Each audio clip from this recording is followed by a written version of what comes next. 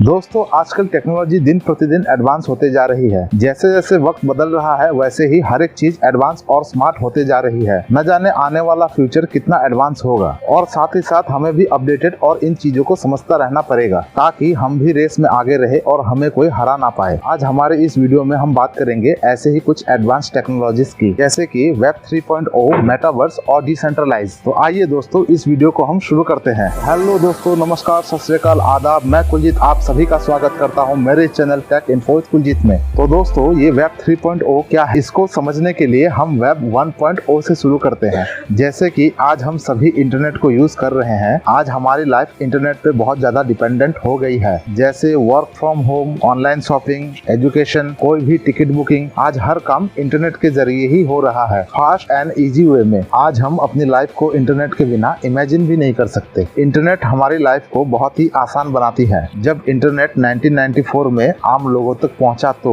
उस वक्त हम किसी वेबसाइट में जा करके सिर्फ रीड कर पाते थे किसी इंफॉर्मेशन या वेबसाइट को। उस वक्त के इंटरनेट को वेब 1.0 यानी फर्स्ट जनरेशन इंटरनेट कहा जाता था। फिर 2004 में इंटरनेट और भी एडवांस हुआ वेब 2.0 के रूप में, यानी कि सेकंड जनरेशन इंटरनेट। इसमें दिन प्रतिदिन नई नई चीजें जुड़ती गई, जिसमें हम रीडिंग के साथ साथ टू वे कम्युनिकेशन भी कर पा रहे हैं, जैसे लाइक, कमेंट, शेयर और प्रोडक्ट रिव्यू देना, वीडियो कॉलिंग, वीडियो कॉन्फ्रेंसिंग। इसमें कई सारी बड़ी बड़ी टेक कंपनियां बन गई है, जैसे कि Amazon, फेसबुक, गूगल, यूट्यूब और इंस्टाग्राम। अभी भी हम सेकंड जनरेशन इंटरनेट यानी कि वेब 2.0 के दौर में ही है। अब इंटरनेट और भी एडवांस होने जा रहा है वेब 3.0 के रूप में, यानी कि थर्ड जनरेशन इंटरनेट। वेब 3.0 पूरी तरह से डिसेंट्रलाइज होगा और इसका सारा डेटा ब्लॉकचेन में स्टोर रहेगा, हाई सिक्योरिटी के साथ। तब इसे हैक करना नेक्स्ट टू इम्पॉसिबल होगा। तब ये और भी ज्यादा फास्ट और एडवांस हो जाएगा और हम इसमें नई टेक्नोलॉजी और एप्स को यूज कर पाएंगे। एग्जाम्पल,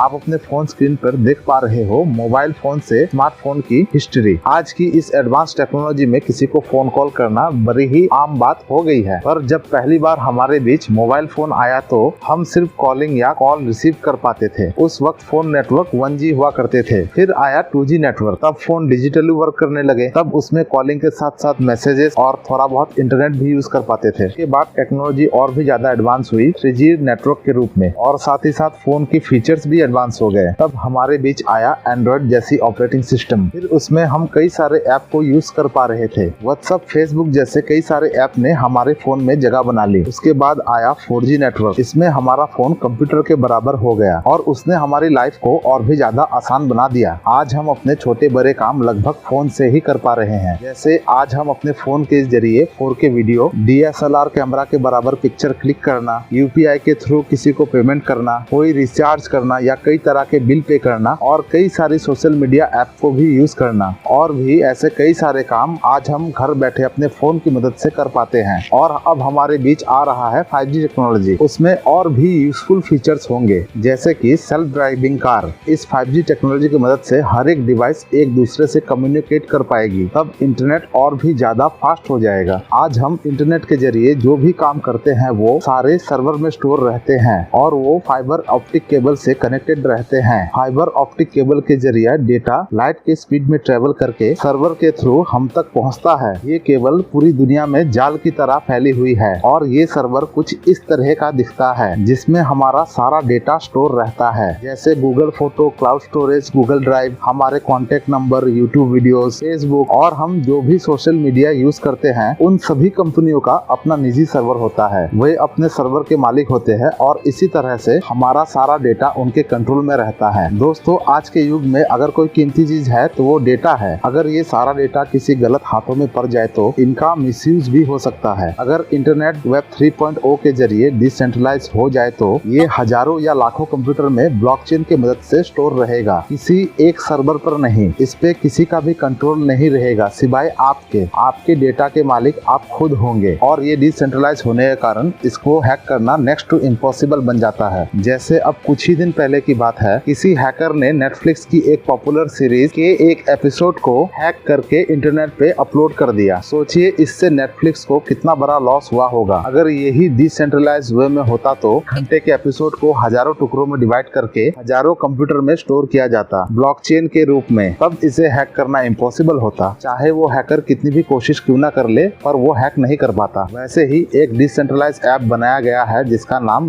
ब्रेव ब्राउजर है। ब्रेव ब्राउजर को ब्रायन इच ने बनाया है, जो कि मोजिला फायरफॉक्स के को फाउंडर है और उन्होंने जावास्क्रिप्ट जैसे कंप्यूटर प्रोग्रामिंग लैंग्वेज को भी बनाया है और इस ब्राउजर को यूज करके हम पैसे भी कमा सकते हैं। चलिए जानते हैं कैसे। दोस्तों, ये ब्रेव ब्राउजर किसी और ब्राउजर की तरह हमारे डेटा को स्टोर नहीं करता, हमारी एक्टिविटी को ट्रैक नहीं करता, cookies and data collection parasite भी नहीं है इसमें। ये रियल टाइम में नोटिफिकेशन और ऐड को ब्लॉक करता है। अगर कोई वेबसाइट आपको ऐड दिखाना चाहे तो आपको ब्रेव ब्राउजर में मैन्युअली एड्स को ऑन करना होगा। आप 1 घंटे में कितने एड्स देखना चाहते हो वो लिमिट भी आप सेट कर सकते हो। अगर आप ऐड देखते हो तो आपको रिवॉर्ड्स मिलेंगे बैट के रूप में, यानी बेसिक अटेंशन टोकन। आइए मैं आपको मोबाइल स्क्रीन पे कॉइन मार्केट एप्लीकेशन में दिखाता हूँ कि बेसिक अटेंशन टोकन यानी बैट की क्या प्राइस है इस वक्त। तो अब मैं आ गया हूँ कॉइन मार्केट कैप के मोबाइल ऐप में। यहाँ पे ऑल कॉइन्स में आपको सारी क्रिप्टो करेंसियाँ दिखेंगी। अब मैं सर्च करता हूँ BAT यानी बेसिक अटेंशन टोकन। अब आप इस कॉइन के प्राइस को देख पा रहे हैं जो कि $0.7064 है और इस तरह से हम इस कॉइन के अप डाउन हिस्ट्री को कैंडल स्टिक के जरिए देख पाएंगे। ये कॉइन किस वक्त कितना हाई गया और कितना लो गया, अभी करंट प्राइस क्या है इसका, डेट के साथ में हम लोग इस पूरी चीज़ को यहाँ पे देख पाएंगे। अब मैं कन्वर्टर में जाकर दिखाता हूँ कि एक बैट कॉइन कितने इंडियन रुपीज़ का है इस वक्त। जैसे कि आप देख पा रहे हैं 53 पैसा का है इस वक्त। और आप इस तरह इस कॉइन के वेबसाइट में जाकर के हर एक डिटेल्स को देख पाएंगे, साथ ही साथ इसका वाइट पेपर भी पढ़ पाएंगे और जो भी सारी इन्फॉर्मेशन आपको इस कॉइन के बारे में चाहिए वो सारे जानकारी यहाँ पर मौजूद है। दोस्तों, अगर आपके पास ऐसी ही टोकन है तो इस टोकन को आप सेल करके अपने बैंक अकाउंट पे पैसे भी ट्रांसफ़र कर सकते हो। क्यों दोस्तों, है ना ये हमारे फायदे की बात। दोस्तों, ये ब्रेव ब्राउजर डिसेंट्रलाइज और ओपन सोर्स होने के कारण इसका कोई भी सिंगल ओनर नहीं है और किसी एक इंसान या एक कंपनी के कंट्रोल में ना होने के कारण ये हाईली सिक्योर बन जाता है। गूगल, फेसबुक और यूट्यूब जैसी कंपनियां हमें एड्स दिखाकर पैसे कमाते हैं। गूगल पे तो ये आरोप भी है कि वो यूजर का लोकेशन भी ट्रैक करता है और डेटा मॉनिटर भी करता है कि यूजर किस किस तरह के वेबसाइट को ब्राउज करता है। इसी तरह यूजर के बिहेवियर पैटर्न को पता करता है गूगल। वैसे ही अमेज़न की वर्चुअल असिस्टेंट एलेक्सा हमारे सारे बातों को सुनती है। जब एलेक्सा से कोई सवाल पूछा जाता है और उसे जवाब का पता ना हो तो वो बोलती है sorry I don't know that one. But इस केस में एलेक्सा अपने आप को शट डाउन कर लेती है। Hey Alexa, is the CIA listening to this?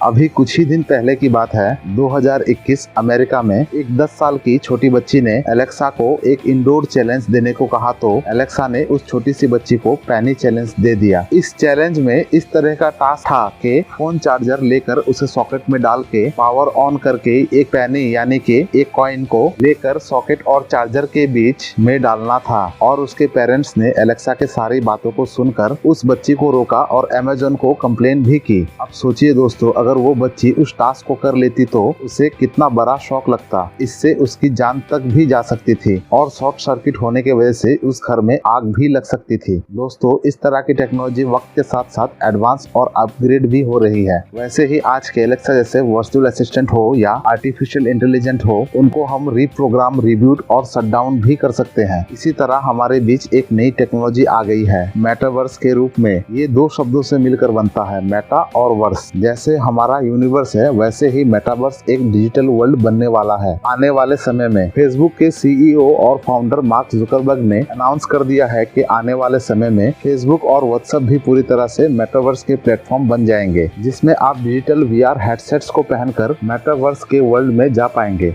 आपका एक डिजिटल अवतार होगा जिसके जरिए आप पूरे मेटावर्स वर्ल्ड में घूम पाएंगे, लैंड परचेज कर पाएंगे, गेम खेल पाएंगे। इसमें आपके पास डिजिटल एसेट्स होंगी यानी डिजिटल संपत्ति। मेटावर्स में आपका शॉप होगा, ऑफिस होगा, आप मीटिंग भी कर पाएंगे। आज हम मीटिंग या ऑनलाइन क्लासेस वीडियो कॉन्फ्रेंसिंग के जरिए कर पाते हैं। उसी तरह मेटावर्स में सभी के डिजिटल अवतार साथ में बैठकर वर्चुअली मीटिंग कर पाएंगे। आज के समय में मेटावर्स में म्यूजिक कॉन्सर्ट भी हो रहे हैं। अगर आप मेटावर्स के वर्ल्ड में जाकर 1983 वर्ल्ड कप देखे कपिल जी को खेलते हुए, इंडिया को वर्ल्ड कप की ट्रॉफी जीतते हुए, वो भी अपने घर के सोफे पे बैठे हुए, तो कितना अमेजिंग एक्सपीरियंस होगा। जैसे आज लोग पबजी या फ्री फायर जैसे गेम को खेलते हैं उसमें जो आपका वेपन या कैरेक्टर होते हैं, कॉस्ट्यूम होता है, उन सब चीजों को बाय या सेल कर पाएंगे NFT में, यानी नॉन फंजिबल टोकन के रूप में। जैसे लोग ऑफिस जाकर जॉब करते हैं वैसे ही मेटावर्स में भी ऑफिस होंगे जॉब करने के लिए, और उस जॉब से जो इनकम होगी वो क्रिप्टो करेंसी के रूप में होंगे, क्योंकि डिजिटल वर्ल्ड में पेपर मनी तो चलेंगी नहीं। वैसे ही कई सारी क्रिप्टो करेंसीज है जिसको मेटावर्स के लिए बनाया गया है और जो मेटावर्स प्लेटफॉर्म को सपोर्ट करता है। जैसे हर देश की एक डिजिटल करेंसी होती है वैसे ही डिजिटल वर्ल्ड की भी सपोर्टिव करेंसी होंगी। जैसे जैसे मेटावर्स के यूजर्स बढ़ते जाएंगे वैसे वैसे इन करेंसीज के प्राइस भी बढ़ते जाएंगे। दोस्तों अभी तो ये अर्ली स्टेज पर है, आने वाले समय में न जाने कितनी तरक्की होंगी। जैसे आज हम ह्यूमन अपने 10%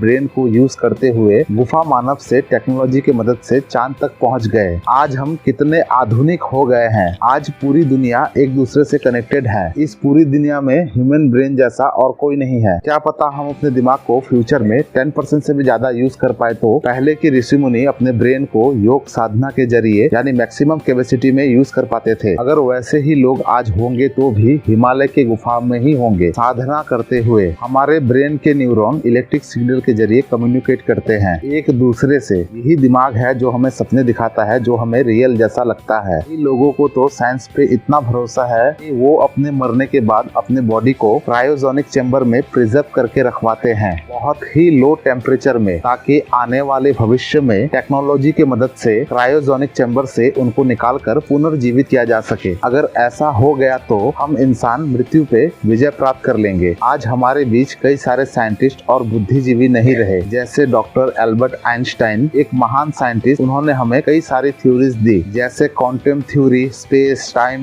मैटर और भी कई सारी इन्वेंशंस दी है। वैसे ही निकोलस टेस्ला, जिनके नाम 300 से भी ज्यादा पेटेंट है। अगर वो आज हमारे बीच होते तो बिना वायर की बिजली हमारे घरों तक पहुंचती टेस्ला कॉइल की मदद से। आज एक्सरे भी उन्हीं के बदौलत है। वैसे ही हमारे देश के महान scientist doctor APJ Abdul Kalam जी आज हमारे बीच नहीं रहे। मेरा नमन है इन लोगों को। अगर ये सभी लोग हमारे बीच होते तो हमारी दुनिया कितनी एडवांस होती हम शायद कल्पना भी नहीं कर सके। शायद आज हम पूरे यूनिवर्स को एक्सप्लोर कर रहे होते और ना जाने कितने सारे रहस्यों से पर्दा हटता जिन्हें हम आज भी समझने की कोशिश कर रहे हैं। इन सारे लोगों का दिमाग अगर एक साथ आ जाता तो साइंस कितनी तरक्की करता और हम लोग कितने एडवांस हो जाते। हो सकता है साइंस इतनी तरक्की कर ले मेटावर्स जैसे प्लेटफॉर्म में हमारे ब्रेन के इलेक्ट्रिकल सिग्नल को स्कैन करके किसी कंप्यूटर प्रोग्राम में अपलोड कर दिया जाए तो हम उस प्रोग्राम के अंदर हमेशा के लिए जीवित रहेंगे। उसमें सब कुछ डिजिटली होगा। इस टॉपिक पे Amazon प्राइम की एक इंटरेस्टिंग वेब सीरीज है अपलोड। इसमें दिखाया गया है किस तरह से ह्यूमन ब्रेन को कंप्यूटर में अपलोड किया जाता है एक डिजिटल वर्ल्ड में। इसी तरह की और भी मूवीज है जैसे फ्री गाई, चैपी और भी कई सारी है। दोस्तों दिन प्रतिदिन टेक्नोलॉजी अपडेट होती जा रही है। आने वाले समय में ह्यूमन कॉलोनी को मार्स पे बसाने की बात हो रही है। कई सारे स्पेस एजेंसियां इसमें रिसर्च एंड डेवलपमेंट कर रही है। आने वाले समय में हम ह्यूमंस और भी ग्रहों पे मौजूद होंगे। हम घंटों का ट्रेवल मिनटों में कर लेंगे। नथिंग इज इम्पॉसिबल दोस्तों। आई होप इस वीडियो को देखकर आपको मजा आया होगा। अगर आपका कोई सवाल या सुझाव हो तो प्लीज कमेंट में लिखे। अगर ये वीडियो आपको पसंद आया हो तो प्लीज लाइक करें और अपने फ्रेंड्स और फैमिली मेंबर्स को भी शेयर करिए। अगर आप इस वीडियो में नए हो तो इस चैनल को सब्सक्राइब करके नोटिफिकेशन बेल को ऑल पर सेट करिए, ताकि इसी तरह के मजेदार और इंटरेस्टिंग वीडियो का नोटिफिकेशन सबसे पहले आप तक पहुंचती रहे। तो मिलता हूं दोस्तों नेक्स्ट किसी अगली वीडियो में किसी नए टॉपिक के साथ। तब तक के लिए आप अपना ख्याल रखें। तो इस वीडियो को यहीं खत्म करते हैं। तब तक के लिए गुड बाय दोस्तों।